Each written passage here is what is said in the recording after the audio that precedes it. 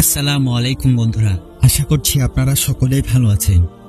আপনারা দেখছেন ইসলামী কন ভয়েস। মক্কা শহরের এক অংশে ছোট একটি স্কুলে শিক্ষক ছোট ছোট বালকদের ক্লাস নিচ্ছিলেন। ক্লাস শেষে বালকদের হাতে একটি করে খুরমা তুলে দিয়ে খেলার ছলে বললেন তিনি, আগামীকাল সকালে তোমরা ক্লাসে আসার আগে যে যার খুরমা খেজুর কোনো একটি গোপন জায়গায় রেখে আসবে, যাতে কেউ না দেখে। বুঝতে পেরেছ? জি জনাব, বালকদের সমস্বরে জবাবের মধ্যে দিয়ে শেষ হলো সেদিনের ক্লাস।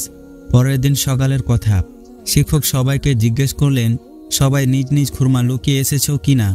সবাই লুকিয়ে এসেছে, শুধু একটি ছেলে ছাড়া। শিক্ষক জানতে চাইলেন, তোমার সব বন্ধুরা যেখানে লুকিয়ে রেখে আসতে পেরেছে, তুমি কেন পারলে না খোকা? বালকের ধীর স্থির উত্তর, জনাব, আপনি এমন একটি গোপন জায়গায় খুরমা লুকাতে বলেছেন যাতে কেউ না দেখে। আমার সেরকমের কোনো জায়গা নেই। কিঞ্চিত বিস্ময়ের আওয়াজ উঠল ক্লাসে।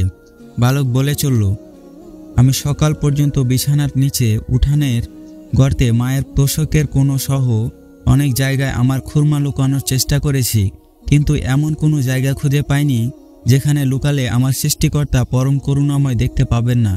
সবকিছুই যে তার সামনে দৃশ্যমান। বৃদ্ধ শিক্ষক ছোট বালকটির অসামান্য জ্ঞান ও চিন্তার ধরন দেখে মুগ্ধ হলেন। আনন্দের পানি চোখে নিয়ে ছেলেটিকে পরম মমতায় জড়িয়ে ধরলেন তিনি বুঝতে পারলেন, এই ছেলের শিক্ষক হিসেবে পৃথিবীর মানুষ তাকে মনে রাখবে চিরদিন।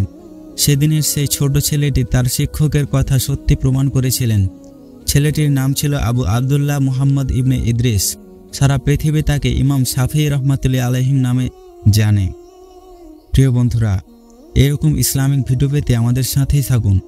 সকলে ভালো থাকবেন, সুস্থ থাকবেন। আল্লাহ হাফেজ।